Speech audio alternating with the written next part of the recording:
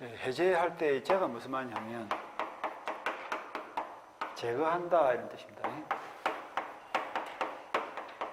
해는 뭐 여러 가지 의미가 있죠. 푼다, 깬다 이런 뜻이 있고 맺은 계약을 어떻게 한다? 제거한다, 뿌리채 뽑는다 이런 뜻입니다. 해지할 때 지는 무슨 말이냐면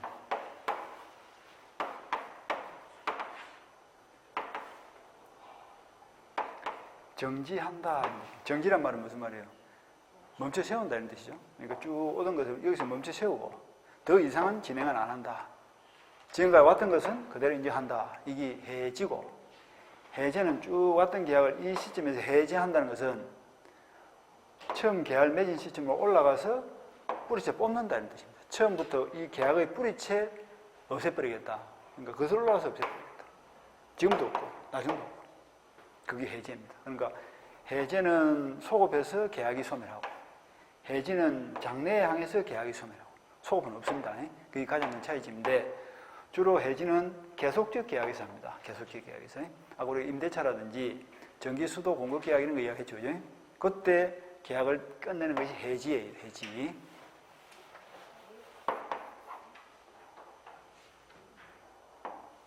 갑이라는 수도 사업소하고 의뢰한 소비자가 수도 공급 계약을 맺은 거예요. 수도 공급 계약을 맺고 수도물을 먹기 시작하는데 지난 한 10년간 수도 요금을 잘 내다가 근간 들어가지고 이제 수도 요금을 못 냈다 칩시다. 어리 뭐 하고 있다? 요금을 못 내기 채무불이행 아니야. 그게 몇 달 진행하면 수도 끊는다 소리가 나오겠죠. 그지? 그러면 수도를 끊는다는 것은 계약을 깬다는 뜻인데 이때 이 계약을 해지를 할까 해제를 할까? 해지를 한다 이런 뜻입니다. 해지를. 만약에 해제를 해버리면 어떻게 돼요? 해제를 해버리면 10년 전으로 거슬러 올라가서 계약을 깬다는 뜻인데 그래 버리면 문제가 생기는 거예요. 10년 전으로 거슬러 올라가서 계약을 소멸시켜버리면 처음부터 계약을 안 맺은 걸로 보기 때문에 여지껏 주고받은 건 어떻게 해야 될까? 다 돌려줘야 돼. 부당이득 원상회복을 해야 된다고. 그래서 수도사업소에서는 여태까지 받은 수도 요금을 돌려줘야 되고 소비자는 뭘 돌려줘야 돼? 여태까지 먹었던 물을 다 돌려줘야 돼. 그게 되냐고. 이 해제를 해버리면 설명이 안 되는 거예요. 전기도 마찬가지 아니에요. 그지? 10년 동안 전기요금을 잘 내다가 갑자기 사정이 안 좋아서 전기요금을 안 내게 됐다고. 근데 전기 공급 계약을 만약에 해제를 한다면 소급해서 계약이 소멸하니까 여태까지 주고받은 거 돌려줘야 돼. 그러면 전기회사는 뭐 전기요금 받은 거 돌려주면 되겠지만 소비자가 전기를 어떻게 돌려주냐고. 못 돌려주지. 그러니까 계속적 계약은 해제를 하면 된다 안 된다? 안 되는 거예요. 그래서 뭘 할 수밖에 없다? 해지를 한데 해지는 소급효가 있어 없어? 기왕에 왔던 10년간의 계약은 그대로 인정을 하고 지금부터는 계약의 효력이 소멸한다 이런 뜻이에요. 그걸 뭐라 한다? 소급효 반대말이 뭐예요? 장래효죠. 그죠? 장래에 향해서 계약이 소멸되는 효력이 발생하는 것은 해지고 소급해서 계약의 효력이 발생하는 것은 뭐다? 해제고. 그래서 일시적 계약은 해제를 하고 계속적 계약은 해지를 한다. 이렇게. 그게 이제 가장 큰 차이점인데 시험은 당연히 해제가 중요합니다. 해제가. 해제가 맨날 나오는 거예요. 꼭 나온다. 해제는. 꼭 나온다. 그럼 해제는 어떤 것이 있냐? 크게 나누면 법정 해제가 있고 법정 반대말이 뭡니까? 약정 해제죠. 약정 해제가 있고 이 중에서 시험은 법정 해제가 중요합니다. 법정 해제가 중요하다. 이제 약정 해제부터 볼까? 약정 해제. 약정이 무슨 말이죠? 오늘 해지는 안 볼 거예요. 오늘 해제만 볼 거예요. 이제 우리가 만난 지가 2살이 다 돼가는데 아니 약정이 뭔 말인지 안 모르면 안 되지. 계약으로 정한을 줄임말 아이가. 계약으로 정한. 약속으로 정한. 약속이 계약이죠. 그지? 계약으로 정한 사유가 발생하면 당연히 해제를 할 수 있다. 이게 약정 해제야. 약정 해제.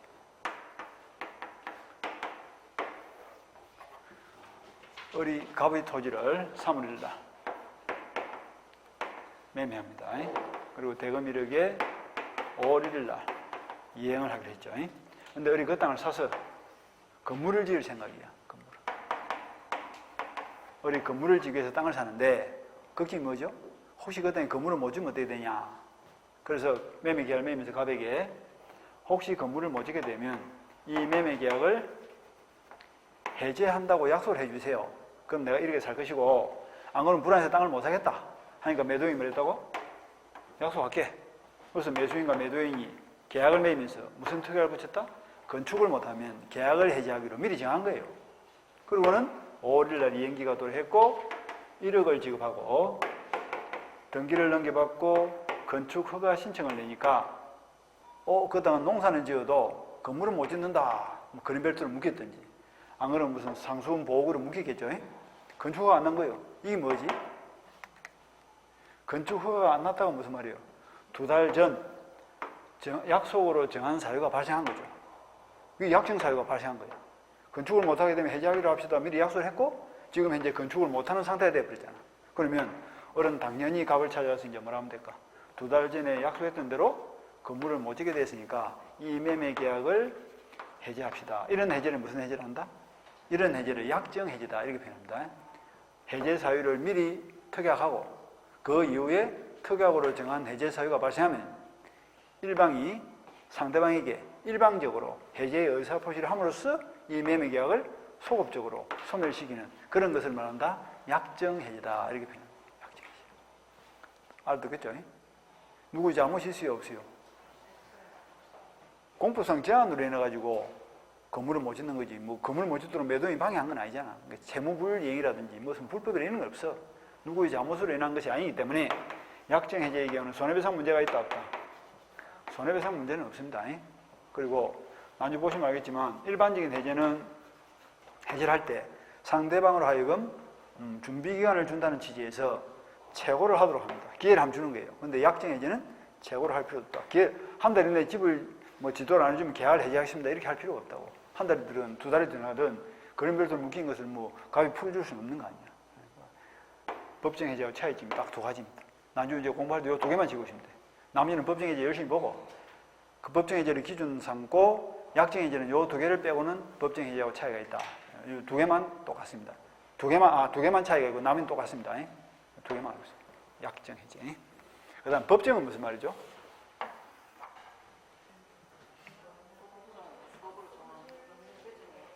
약정은 무슨 말이에요? 계약으로 정한 사유가 있을 때 해제한다. 약정 해제. 법정 해제는 법률에서 정한 요건이 갖춰지면 당연히 해제권이 발생한다. 그럼 법률에서 정한 것이 뭐냐면 채무 불이행이에요. 채무 불이행에는 몇 가지가 있냐면 4가지가 있습니다. 첫 번째가 뭐냐면 이행지체,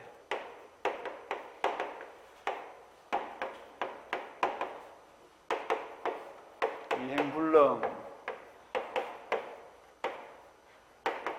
불완전 이행, 수령지체. 이 수령지체를 다른 말로 채권자지체라고도 합니다. 채권자지체. 그러니까 이 4가지 중 한 개의 사유가 발생하면 당연히 해제권이 발생한다. 무슨 해제? 그것을 법정해제 이렇게 표현합니다. 법정해제. 법정해제. 자, 한 개 한 개 봅시다. 이행지체가 무슨 말이냐면 이행기가 도래되었고 이행이 가능함에도 불구하고 이행을 안 하고 있는 거예요. 이행을 안 하고 있는 게 뭐다? 이행지체야. 이행을 할 수 있어 없어? 이행을 할 수 있음에도 불구하고 채무자가 자신의 잘못으로 이행을 안 하고 있는 것을 말한다. 이행지체다. 자, 3월 1일 날 돈 1억을 빌리고 10월 1일 날 갚기로 했죠. 근데 10월 1일이 됐는데 돈을 갚아 안 갚아? 안 갚는 거예요. 그걸 말한다. 이행지체다. 그 다음 이행불능. 이행기가 도래했는데 이행을 하고 싶어도 없어서 못 주는 거예요. 그걸 말한다. 이행불능. 자, 건물을 사고 팔기로 매매계약을 체결했고 5월 1일 날 이행을 하게 됐는데 3월 1일 계약 맺고 나서 한 달 뒤 매도인의 잘못으로 건물에 불이 나는 바람에 한 달 뒤 5월 1일 날 건물을 준다 못 준다? 주고 싶어도 있어 없어? 없어서 못 주는 거예요. 새 걸로 지어서 주면 될까? 새 건물 지어서 주면 될까? 좋겠는데. 아니, 갑이 자신의 땅에 있는 건물을 을에게 팔기로 3월 1일 계약을 맺고 5월 1일 대금 지급하면 건물 등기를 넘기기로 했는데 중간에 4월 1일 날 이 건물이 불이 나가지고 불타버렸어. 왜 불이 났냐 조사를 해보니까 매도인 갑의 잘못으로 불이 난 거요. 그럼 5월 1일 날 우리 대금 1억을 주더라도 갑은 건물을 줘 안 줘? 못 줘? 주 못 줘? 준다 못 준다? 왜 못 줘? 없으니까 못 줄까 아이가? 누구 잘못으로? 그걸 말한다. 이행불능이다 이렇게 표현한다니까. 주고 싶어도 없어도 못 주는 거야. 다른 새 건물을 지어서 주면 돼 안 돼? 새 건물 지어주면 어른 좋아하게 할 수도 있겠네. 돼 안 돼? 안 돼. 왜 안 돼? 부동산은 특정물이야. 부동산은 지구상에 똑같은 물건이 두 개 있을 수가 없어. 딱 하나밖에 없어. 그러니까 부동산 매매 계약은 특정물 매매 계약이기 때문에 계약으로 정한 그 물건으로 반드시 이행을 해야지 다른 걸로 바꾸면 돼 안 돼? 바꾸면 안 되는 거예요. 그게 특정물 매매이기 때문에. 새 건물 지어서 주면 되는데 이러면 틀려. 그대로 못 주면 그게 불완전, 이행불능. 이행불능. 그럼 만약에 이행지체에서 아까 우리가 돈을 빌렸는데 10월 1일 갚기로 했는데 내한테 돈이 없어서 못 갚았다. 이행불능이야, 이행지체야? 이행지체야. 아까 없어서 못 갚으면 이행불능하기가 이렇게 생각하면 안 돼. 돈은 없어요, 있어요? 어디 가면 있나? 은행 가면 많이 있기 때문에 내한테 돈이 없으면 빌려서라도 갚아야지. 그러니까 불능할 때요, 불능은 지구상에 물건이 없다 이런 뜻이지 내한테 없다는 뜻이 아니야. 지구상에 물건이 없어서 못 갚는 게 이행불능이고 갚을 수 있는데 안 주고 있는 것은 이행지체고 불완전 이행은 이행을 했어. 이행을 했는데 완전하게 못했다. 중고 자동차를 사업하기로 매매계약을 체결하고 1,000만 원 주고 자동차를 넘겨받았는데 시동은 잘 걸려. 근데 운행을 해보니까 브레이크가 말 안 되는 거예요. 이행을 했어 안 했어? 이행은 했죠. 근데 완전해 불완전해? 그런 것을 불완전 이행이다. 1시간 마치면 이제 식당에 밥 먹으러 가겠네. 밥 먹으러 갔는데 밥 숟가락에 밥 한 숟가락 넣으니까 막 돌이 와삭와삭 씹히네. 모래가 완전 이행이야 불완전 이행이야? 불완전 이행이죠. 그럼 어떻게 해야 돼?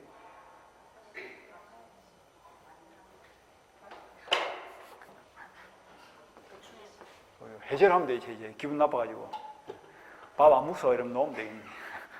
해제할 수도 있고 또 완전물거부 정권을 통해서 다른 걸로 주세요 이렇게 고쳐도 됩니다. 수령지체는 무슨 말이냐면 채무자가 주면 채권자는 받아야 돼 안 받아야 돼? 받아야 되겠죠. 그러니까 매매계약을 맺고 5월에 이행하기로 했어. 그러면 이제 매도인이 등기서를 주는 거야. 주면 채권자 어른 주는 등기를 받아줘야 되겠죠. 근데 돈이 없어가지고 주는 등기를 받아 못 받아? 등기를 받고 싶으면 돈이 있어야 될 거 아니에요? 돈을 줘야 등기를 받아야 되니까. 그러니까 줘도 못 받는 걸 말하지? 수령지체. 채권자가 지금 못 받고 있는 거야. 채무자가 주면 채권자 받아줘야 되는데 받을 능력이 없어서 못 받는 것을 수령지체. 그래서 요 네 가지 중 한 개의 저희가 발생하면 당연히 해제할 수 있다고 뭐지? 법정 해제. 계약을 맺을 필요가 없어. 재무불이 있으면 해제하는 게 법정 해제. 자, 그렇다면 법정 해제 절차가 어떻게 되는가? 이제 절차를 쭉 따라갑시다. 요 기본 그림을 잘 따라가시고. 갑의 토지를 3월 1일 날 을과 매매하기로 계약을 체결하고 그리고 계약금 1,000만 원 걸고 4월 1일 날 중도금 4,000만 원 지급하고 4월 15일 날 등기를 먼저 넘겨주면 5월 1일 날 잔금 5천만 원을 지급하기로 이렇게 계약을 체결한 거예요. 매매 계약은 자유롭게 체결할 수 있으니까 꼭 뭐 등기와 잔금을 동시에 이행할 필요는 없습니다. 동시에 하기로 하면 동시에 해도 좋고 지금 네가 등기를 먼저 주면 내가 소유권을 먼저 취득해서 담보대출 받아가지고 보름 뒤에 잔금을 줄게 이래도 관계없는 거예요. 그래서 약속대로 이제 중도금 지급하고 4월 15일 날 토지 등기를 넘겨받으면 을에게 뭐가 넘어왔다? 소유권이 넘어온 거예요. 그래서 우리 보름 뒤에 이제 잔금 5천을 주면 되겠다. 그래서 잔금을 지급할 목적으로 4월 20일 날 그 토지를 매매하든 임대를 하든 돈을 마련해서 주면 되는 거예요. 걔에게 등기 넘기십니다. 그리고 돈 받아가지고 잔금 5천을 주면 되는데 잔금 안 준 거예요. 을이 5월 날 잔금 안 줬다가 무슨 말이고? 저 4개 중에 이행지체죠. 돈 안 주고 있는 게 이행지체 아니야. 그러면 을에게, 매수인 을에게 5월 1일 날 이행지체라는 채무불이행 상태에 빠지면 매도인에게는 뭐가 생긴다? 그 계약을 해지할 수 있는 권리가 생기는데 그 절차를 이제 보는 거죠. 어렵게 맺은 계약이니까 한번 약속을 어긋해서 야박하게 바로 계약을 깨지 말고 기회를 한번 주라 하는 취지에서 뭘 한다? 채고를 하는 거예요. 채고라는 것은 이제 독촉을 하는 거죠. 그리고 채고를 할 때는 내일 당장 5천만 원 안 주면 계약을 해지하는데 이러면 안 되고 상대방 어렵게 기회를 준다는 뜻에서 항상 뭐라?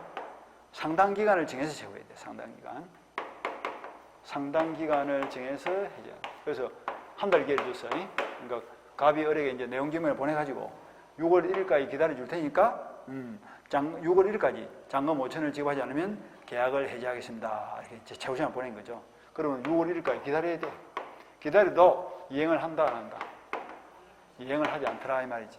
그래도 안 주는 거야. 그랬을 때 비로소 뭐가 생긴다? 해제권이 발생하게 되는데 해제권은 그 성질이 행사권이기 때문에 해제권이 발생했다 해서 저절로 해제가 되는 건 아니고 또 뭘 해야 될까? 해제권을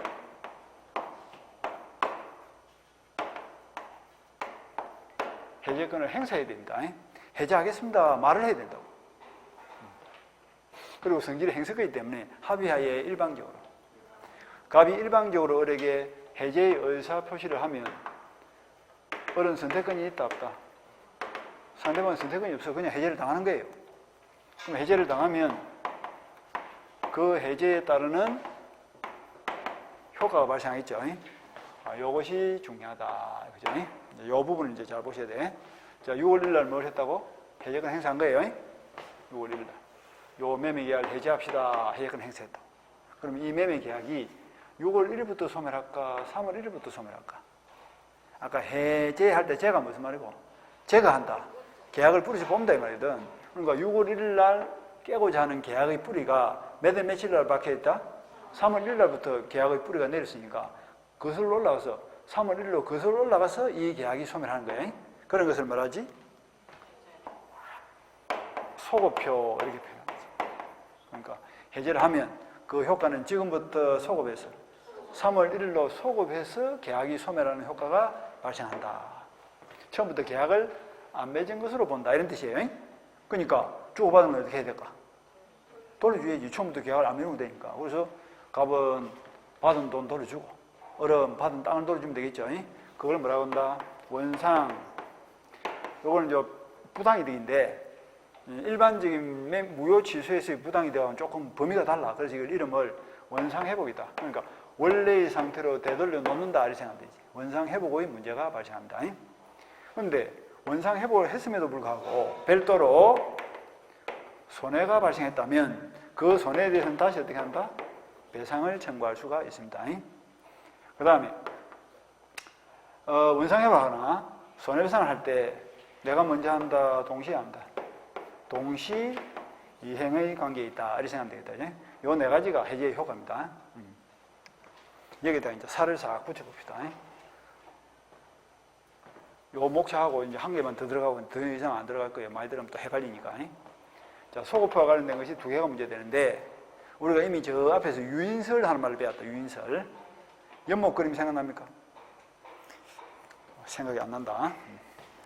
옛날에 이렇게 이야기했어요. 연못가에서 원인행위인 채권행위와 결과행위인 물권행위가 따로 논다, 엮어 논다. 엮어 논다. 이것이 유인 아이가 유인. 우리 판례는 유인설을 취하기 때문에 원인행위인 채권행위와 결과행위인 물권행위가 연못가에서 엮어 논다. 그러다가 채권이 발을 헛디뎌서 물에 빠진 거예요. 그러면 채권만 주고요, 물권도 주고요. 물권도 같이 주고 이게 뭐라고? 유인설 이렇게 했다. 유인설. 원인행위와 결과행위가 인과관계로 연결되어 있다. 인과관계에 있다 말이야. 무인은 인과관계가 없기 때문에 따로 놀죠. 채권이 주고도 물건이 영향 안 받는 거예요. 그런데 우리 판례는 무슨 설? 유인설을 취하기 때문에 3월 1일로 소급해서 매매 계약이 소멸했다. 매매 계약이 무슨 행위입니까? 채권행위 아닙니까? 매매 계약은 채권행위고 소유권이 넘어간 거는 물권 변동이죠. 계약을 맺었기 때문에 소유권 넘겨받은 거 아니야. 그러니까 6월 1일로 해제를 하면 3월 1일로 소급해서 채권행위가 죽는 거예요. 원인행위가 소멸하면 결과행위도 따라서 소멸한다. 그러면 넘어갔던 이 소유권이 소멸한다는 뜻인데 이것이 어디로 간다고? 소멸한 소유권이 하늘로 가요? 원래대로 돌아가요? 원래대로 되돌아가야 될 거 아니야. 소급해서 원래대로 복귀가 된다. 원래 소유자한테 소유권이 돌아가 버려. 그래서 그 학설을 물건적 효과설 이렇게 표현합니다. 자, 해제의 효과가 채권에만 미친다, 물건에도 미친다. 해제의 효력이 물건까지도 영향을 미치는 거지. 그래서 소급해서 계약이 소멸하면 그 결과 발생했던 물건에까지도 영향을 미친다 이래가지고 그런 것을 물건적 효과설이다. 이것이 우리 판례가 취하는 태도다. 우리 판례는 무슨 설? 유인성설을 따르기 때문에 있습니다. 유인이란 말이 중요한 거예요. 말이 자꾸 어려워져요. 그러니까 이제 또 어떤 문제 생기냐? 요거를 해제와 동시에 넘어왔던 소유권이 빠져서 갑에게로 돌아가 버려. 그러니까 이 등기는 이제 뭐만 남아있다? 껍데기만 남아있는 거예요.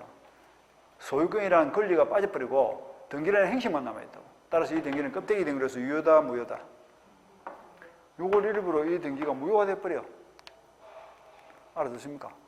우리나라 등기는 행식과 실질이 존재해야 유효 아니야. 근데 해제를 하기 전까지는 을 명의로 등기 행식도 갖춰줬고 을이 실질적으로 소유권을 가지고 있었으니까 이 등기는 유효했어. 근데 해제와 동시에 소유권이 열어가 버렸어. 안명의가 빠져가지고 원래대로 돌아가 버린다니까. 이 등기를 말소하지 않더라도 소유권이 돌아가 버려 갑한테로. 그러니까 소유권은 갑한테가 있는데 등기는 을 명의로 되어 있으니까 이 등기는 껍데기 맺는 등기로서 무효가 되는 거예요. 그럼 이 무효 등기에 기초한 이 등기도 뭐가 돼? 이론상으로 무효가 돼야 되겠죠? 왜? 우리나라 등기는 공신력이 없으니까. 그쯤 되니까 누가 피해를 본다? 아무 잘못 없는 병이 소유권을 잃게 되는 피해를 보는 거예요. 그러니까 병을 보호를 해야 될까 안 해야 될까? 보호를 해줘야지. 이 사람 잘못한 게 없잖아. 잘못한 사람은 을이지. 이 사람은 돈 죽고 등기 받았으니까 잘못한 게 없잖아. 그래서 물건적 효과설을 제하면 등기가 무효가 되기 때문에 그 등기에 기초한 제3자가 피해를 볼 수밖에 없고 따라서 제3자를 보호를 해야 되는 문제가 발생하는데 그 보호되는 범위가 어떻게 되느냐 이걸 이제 보는 거예요. 그래서 나중에 보면 해제 전의 3자는 선악불문하고 보호되고 해제 후의 3자는 선의만 보호가 되고 이런 말을 쓸 거예요. 선악불문하고 보호되고 이렇게 전후를 나눠가지고 그러니까 이 사례에서 병은 뭐예요? 4월 20일 날 등기를 받았으니까 6월 1일 이전이죠. 그죠? 해제 전의 3자로서 등기까지 마쳐서 완전한 권리를 취득했다면 한 달 열흘 뒤에 해제가 되더라도 이 병은 보호가 되기 때문에 소유권이 소멸한다 안 한다? 소멸이 않습니다. 그러니까 결국 갑은 해제를 하더라도 을이 등기를 가지고 있는 동안에는 소유권을 가지고 있는 동안에는 돌려받을 수 있지만 이미 제3자에게로 소유권이 넘어와 버렸다면 그때는 갑이 해제를 하더라도 소유권 등기를 못 돌려받을 수가 있다고. 그럼 갑은 어떻게 하지?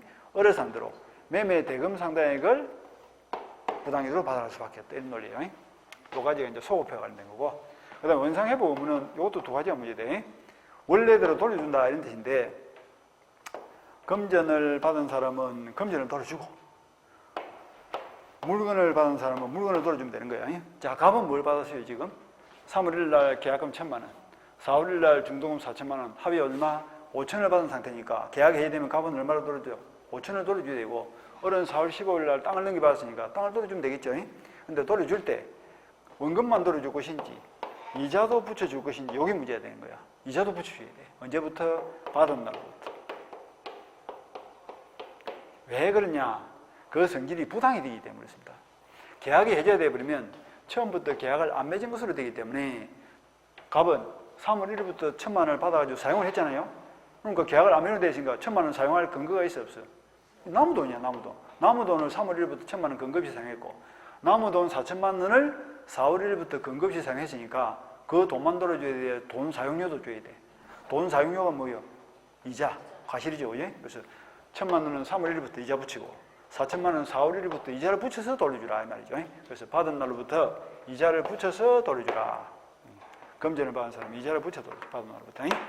그 다음에 을은 뭘 받았어요? 4월 15일 날 땅을 넘겨받았죠. 넘겨받아가지고 6월 1일 날 돌려줄 때까지 한 달 보름 동안 그 토지를 사용했으니까 토지만 돌려줘. 토지 사용료도 줘. 토지 사용료도 줘야지. 그러니까 물건만 준다. 과실도 준다. 토지 사용료가 과실이죠. 역시 받은 날로부터 과실을 붙여서 돌려준다. 이런 뜻입니다. 그래서 돌려주고 돌려받는 거예요. 근데 갑이 토지를 돌려받았는데 을이 한 달 보름 동안 그 토지를 고물상 영업을 하면서 토지가 막 오염되어 있는 거예요. 막 기름 범벅이 되어 있고 이래. 그러면 갑은 땅을 돌려받는 걸로 끝날 일이 아니죠. 그러면 오염되어 있는 부분을 다시 어떻게 해야 될까?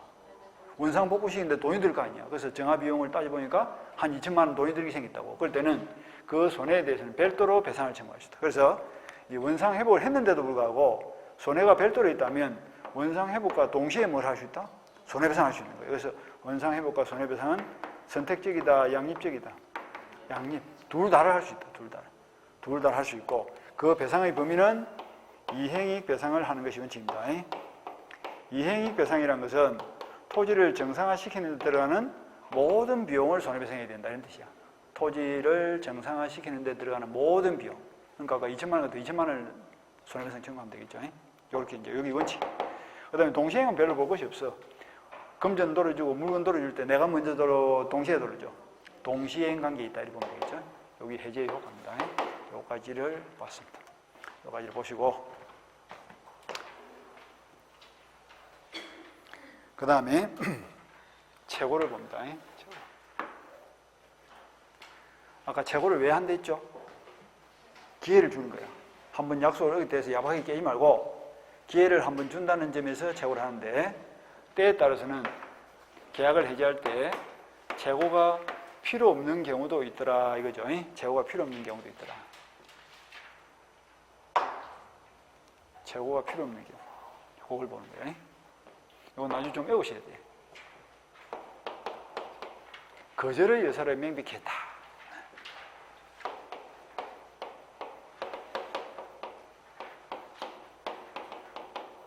종신정기금 채권의 경우 그리고 이행불능의 경우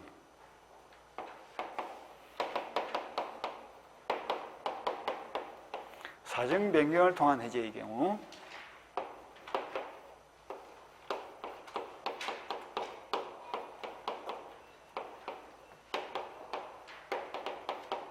계약으로 정한 사유가 발생해서 해제하는 경우 그리고 정기행위의 경우 이런 경우에는 재고 없이 계약을 해지할 수 있다. 그래서 나중에 우리가 거종불사계 정기 이렇게 올게요. 거종불사계 정기. 뭐 나중에 오지 말고 단방에 오면 되겠네. 거종불사계 정기. 머릿속에 생각해. 거종. 종이 크다, 그죠? 큰 종이 어디 있다? 절에 있겠죠. 근데 절에 불이 나가지고 그 종이 녹아버렸어. 그래서 어떻게 했다고? 신도들이 모여가지고 종을 달아주자 불사를 부린 거야. 근데 혼자서 종 달아주는 돈을 다 떼기는 힘드니까 개를 모았어. 그게 뭐야? 불사계야. 그래가지고 개원들이 어떻게 했다고? 정기처럼 모여가지고 차도 마시고 돈도 거두고 했다 이렇게 생각하면 돼. 절에 종 달아준다 생각합니다. 거종불사계 정기. 거종불사계 정기. 한 개였다. 중요한 거예요, 또. 여기 기준이거든. 여기 해당되면 재고 필요 없이 해제. 여기 해당이 안 되면 재고를 하고 해제. 그러니까 문제가 나올 때 재고하고 해제할 건지 재고를 안 하고 해제할 건지 이걸 따져봐야 되거든. 거종불사계 정기를 딱 한번 보시겠습니다. 거종불사계 정기.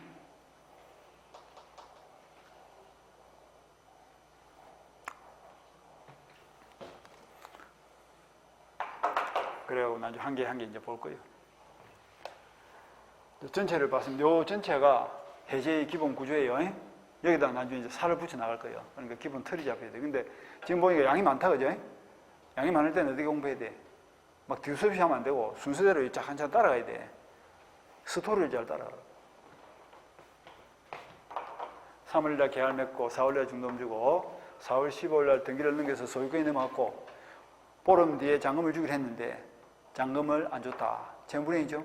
그러면 채권자는 채무자를 상대로 계약을 해지할 수 있는데 그냥 해지하는 것이 아니라 채고를 하고 상대방한테 기회를 준 다음에 그래도 안 갚으면 해지해라. 그런 점에서 채고를 하고 그래도 안 하면 해제권이 발생해서 해지를 할 수 있고 해제권 행사하면 소급해서 계약이 소멸하고 주고받은 것은 돌려줘야 되고 그래도 불구하고 손해가 있으면 별도로 손해배상 청구하고 원상회복할 때는 동시행관계에 있다. 그런데 때에 따라서는 재고가 필요 없는 경우도 있더라. 어떤 경우? 거종불사계 정기. 거절의 여사를 명백했다면 이제 중도금 주세요 하니까 가입을 한다고. 내가 괜히 계약 맺어가지고 후회가 막심하니까 중도금도 줄 생각도 없고 자금도 줄 생각도 없습니다. 그런데 그런 사람한테 한 달 동안 안 주면 해지합시다. 그렇게 할 필요가 있을까? 안 주기 뻔한데 시간 낭비하지 말고 어떻게 하라? 바로 깨버리라는 뜻이죠. 재고 필요 없단 말이 그런 뜻이야. 일단 전체 구조를 봤고요. 요걸 이제 쭉 책을 보면서 한번 훑어봅시다.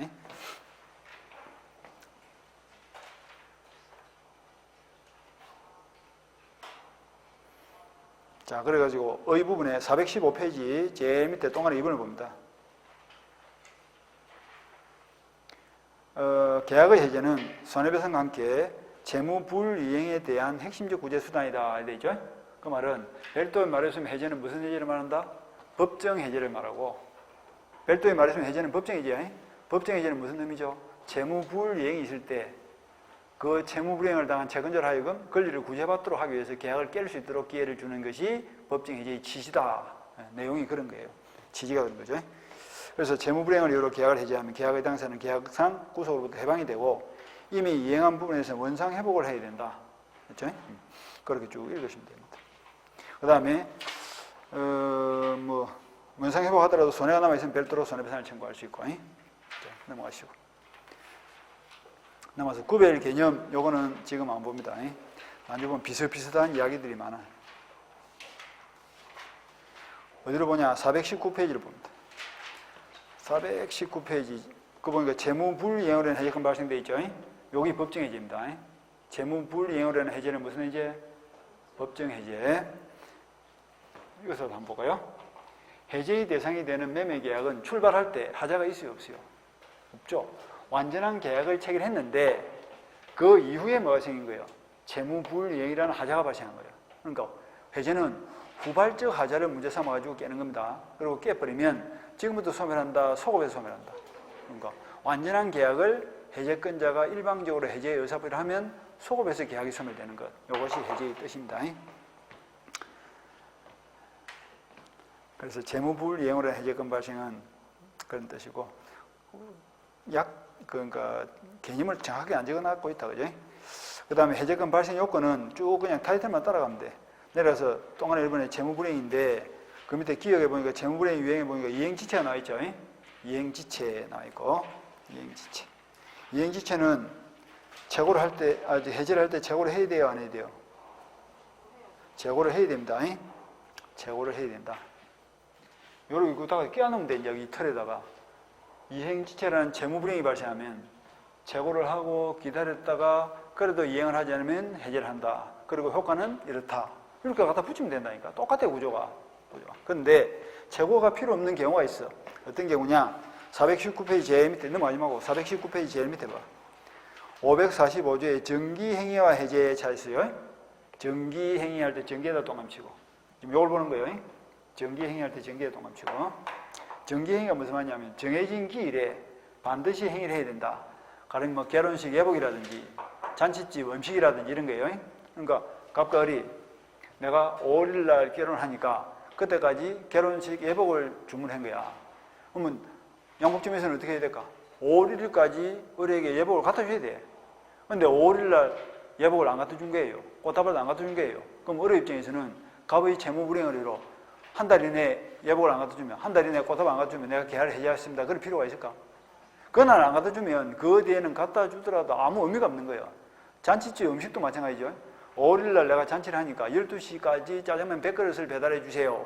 근데 짜장면 안 온 거예요. 그래서 딴 데서 또 시켜 먹었어.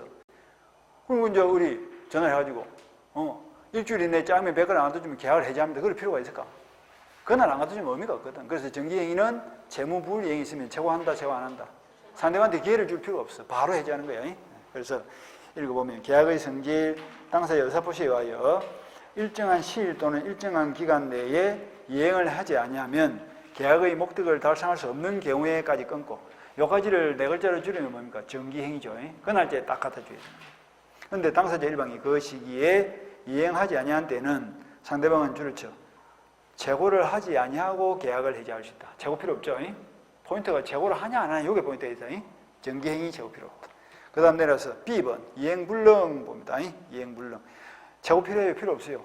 나중에 이걸 외우고 있으면 그냥 읽어볼 필요도 없어. 불능. 재고 필요 없다. 바로 놓으면 되겠지. 그지? 불능. 집이 있어 없어? 아까 매도인의 잘못으로 집이 불타버린 바람에 이행 날짜가 되더라도 집이 있어 없어? 없어서 못 주는 거예요. 그런 사람한테 한 달 이내에 집을 안 주면 계약을 해지한다. 그럴 필요가 뭐 있냐고. 바로 계약을 깨면 되지. 그래서 이행 불능도 재고 필요하다 필요 없다. 재고 필요 없다. 재고 필요 없다. 포인트가 재고 필요 없답니다. 재고를 해야 되냐 안 해야 되냐. 재고 필요 없다.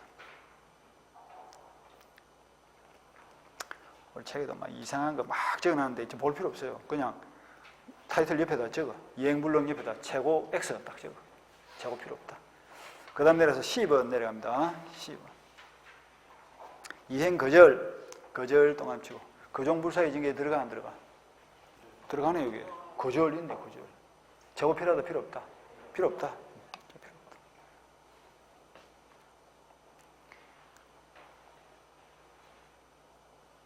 그 이행거절 옆에도 재고 X 적어놔. 재고 X. 재고 필요 없다, 필요하다 이 말이 중요한데 그것도 빠져버렸네.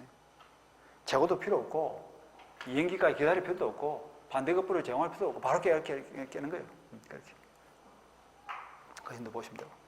그 다음에 넘어가서 동그란 2번 421페이지 제일 밑에 이행의 재고 줄을 치고. 재고는 뜻이 뭐죠? 독촉이죠. 그래서 그 A번 첫째 줄 끝머리. 재무자의 재고를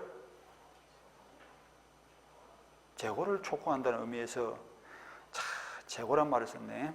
그냥 재무자의 이행을 재고를 제압부르고 이행을 하세요. 이행을. 이 사람은 무슨 조선시대에서 온 건가 봐. 요새 재고란 말 쓰지도 않는다. 그냥 이행이랍니다. 다시 한번 생각해 보세요. 이런 뜻이거든. 재고를 해주세요. 이런 말 쓰죠. 그죠? 다시 한번 고려해 주세요. 이런 뜻인데 이런 말 안 써. 그냥 이행. 재무자의 이행을 촉구한다는 의미에서 채권자가 이행을 제공할 것을 요구하고 이행을 채용한다. 독촉한다 이렇게 생각합니다. 이행을 촉구한다. 그 다음 내려서 이행의 채고를 할 때는 지금 당장 상당한 기간을 정해서 상당한 기간을 정하여 주시고. 아까 우리 한 달 기회 줬죠. 근데 꼭 한 달에는 정해진 말은 없고 충분히 돈을 마련해서 갚을 수 있도록 상당한 기간을 정해서 재고를 해야 되는데 그게 중요한 게 아니고 그 뒤가 중요합니다. 마지막 줄. 재고 기간이 짧거나 이를 정하지 아니하더라도 해제권이 발생한다. 정하지 아니하더라도 상당한 기간 후에는 해제권이 발생한다 이렇게 되죠. 이걸 정확하게 표현하면 이렇습니다. 재고는 상당한 기간을 정해야 되는데 그 기간을 정하지 않거나 기간이 짧다 할지라도 재고의 효력은 있다 없다? 재고의 효력은 있다. 효력은 있으니까 재고의 효력은 있으니까 해제권 행사할 수 있다 없다? 해제권이 발생합니다. 그런데 언제 발생한다? 상당한 기간이 경과한 이후에 발생한다는 뜻입니다. 그러니까 그 중간에 빠졌어. 그러니까 재고 기간이 짧거나 이를 정하지 아니하더라도 재고의 효력은 발생하고 그 효력이 언제 발생한다? 상당한 기간이 지난 후에 해제권이 발생한다. 이렇게 표현하면 되겠죠. 그러니까 요리 한번 볼까? 4월 1일, 5월 1일 날 지금 잔금 5천 원 안 준 거 아닙니까? 그지? 그럼 재물이 돼 있죠? 그럼 갑이 채굴 할 때 5월 2일까지 내일이죠? 내일 당장 5천만 원 지급하지 않으면 계약을 해지하겠습니다. 이렇게 재고를 보낸 거야. 하더라도 재고 효력은 있어 없어? 상당하지 않더라도 재고 효력이 있습니다. 있다면 그 효력이 언제 발생한다고?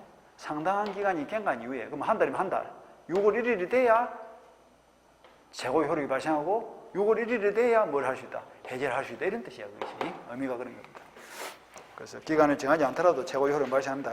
그런 말이 중요하고요. 그 다음 넘어서 디귿 예외. 다음과 같은 경우에는 해제를 하기 위해서 재고가 요구되지 않는다 줄치고 재고가 필요 없는 거죠.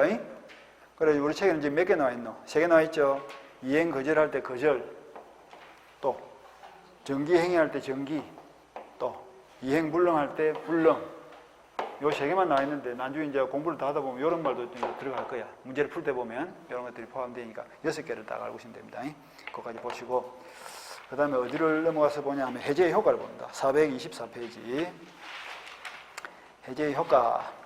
이렇게 해서 이제 재고를 거친 다음에 해제를 행사하면 해제의 효과가 발생하는데 그 효과는 몇 가지? 4가지가 있다 그러죠. 그 4가지를 보는 거예요. 제일 먼저 소급표. 계약의 소급적 효력 상실되어 있죠. 그게 소급표야, 소급표. 소급해서 계약이 소멸하니까 내려가서 동안에 이번에 주고받은 건 어떻게 해야 될까? 원상회복 의무 줄치고 원래대로 돌려놔야 돼. 원상회복을 해야 되고 그럼 구체적으로 원상 회복을 할 때 어떤 것을 돌려줄 것인가 하는 건데 페이지 바꿔서 니은을 봅니다. 물건만 돌려줘, 가실도 돌려줘. 물건으로부터 수취한 가실도 반환되어야 된다. 그 다음 디귿을 봅니다. 금전만 돌려줘, 이자도 붙이죠. 이자도 붙이죠. 법정 이자를 부과하여 반환키를 하는데 그거는 무슨 성질? 부당이득이야. 내가 근거 없이 남은 돈을 사용했으니까 계약금은 3월 1일부터, 중도금은 4월 1일부터 이자를 붙여주라 했죠. 받은 날로부터 부당이득의 성질로서 이자를 붙여준다. 그 다음 리얼 내려가서 원상회복이나 손해배상할 때 내가 먼저 줘, 동시행관계 있어. 동시행의 관계에 있다. 그렇게 보시면 돼. 그 다음에 동안의 3번에 물건 등의 당연복귀 하는 말이 나와있죠. 거기 물건적 효과설입니다. 그래서 해제를 하면 소급해서 계약이 소멸하니까 계약만 소멸해요? 물건까지도 소멸해요? 넘어갔던 물건도 소멸하고 이 소유권이 어디로 간다? 원래대로 당연히 복귀한다. 당연히 복귀한다는 것은 등기를 말소하지 않더라도 원래의 소유한테로 소유권이 돌아간다 이런 뜻이죠. 당연 복귀. 그 다음에 내려가서 양가리 2번 제3자의 권리보호 하는 말이 있죠.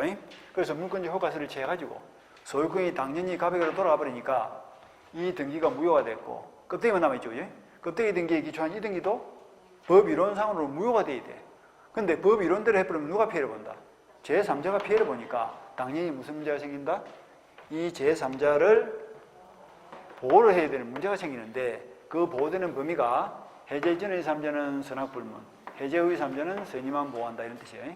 그러니까 책이 지금 뒤죽박죽 되어 있는 거야.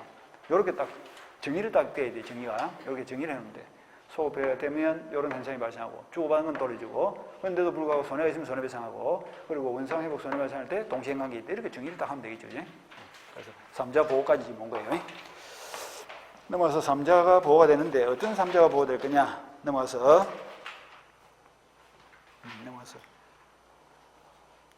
3자 보호도 좀 복잡하게 적어놨다. 동안의 유언을 바로 보세요. 쭉 내려서 동안의 2번부터 봅니다. 계약 해제 전 줄치고 전제 동함치고 선악을 불문한다 줄치고 끊습니다. 끊고 그 다음에 계약 해제 후 줄치고 후에다 동함치고 그 밑에 줄 해제 사실을 모르고 거래한 경우에는 보호된다. 모르고가 무슨 말이에요? 선이죠, 그죠? 요까지 읽었어요? 해제 전의 3자는 선악 불문하고 보호되고 해제 후의 3자는 선의만 보호된다. 이렇게 정리하면 되겠네. 그리고 그 위에 올라가서 그 동안의 1번에서 3자의 의의가 범위이 되어 있죠? 해당하는 자, 해당하지 않는 자가 되어 있는데 이건 난주 좀 구체적으로 볼 부분인데 요거는 이런 거예요. 완전한 권리를 취득한 자는 보호되는 거예요. 그때 이 3자는 이 보호되는 3자는 난주 보면 우리가 이렇게 연습할 거예요. 물건적 지위를 취득했다는 전제하에 해제 전의 3자는 선악불문, 해제 후의 3자는 선의만 보호된다. 이렇게 표현해요. 물건적 지위란 것은 지금 여기처럼 뱅처럼 뭘 가지고 있다? 등기, 부동산은 등기, 동산의 인도를 통해서 물건적 지위를 취득해야 돼. 꼭 소유권이 아니라도. 전세권도 등기를 하면 뭐야? 보호가 되는 거예요. 저당권도 등기가 되어 있으면 보호가 되는 거예요. 그러니까 물건적 지위를 취득하면 돼. 임차권도 물건 아니죠. 근데 등기를 하면 보호가 돼, 안 돼? 병이 임차권자라도 보호가 되는 거예요. 등기가 됐으면. 이런 식으로 물건적 지위를 취득한 자는 해제 전의 3자라면 언제나 보호가 되고 해제 후의 3자는 선의는 보호가 된다. 근데 채권적 지위를 취득한 자는 보호가 된다, 안 된다? 안 된다. 이렇게 생각하면 될 겁니다. 그 정도 되면 좀 어려워요. 그러니까 오늘은 그런 거까지 보지 말고. 그럼 내려서 이제 손해배상. 해제를 하더라도 손해가 있으면 별도로 손해배상을 청구할 수 있다 했죠? 영향을 미치지 않는다까지 봤고요. 그 정도 봤습니다. 이렇게 해서 이제 효과까지 본 거예요. 그 다음에 해제권 소멸 이런 것들은 지금 안 봐도 되고. 그렇게 해서 오늘은 여기까지 보시고 다음 주에는 이제 계약법 강론을 보도록 그렇게 하겠습니다. 해지는 지금 볼 필요 없고 별로 그렇게 중요하지 않으니까 다음 주에 매매부터 보시죠. 오늘 해제까지 봤습니다. 복습 잘하시고 다음 주 보면 이게 끝이에요. 다음 주면 이제 입문과정 끝나고 한 바퀴 돌리고 뭘 받는지도 모르고 그래 1월 달 되면 또 볼 거예요. 복습 잘하시고 자 마치겠습니다. 수고했습니다.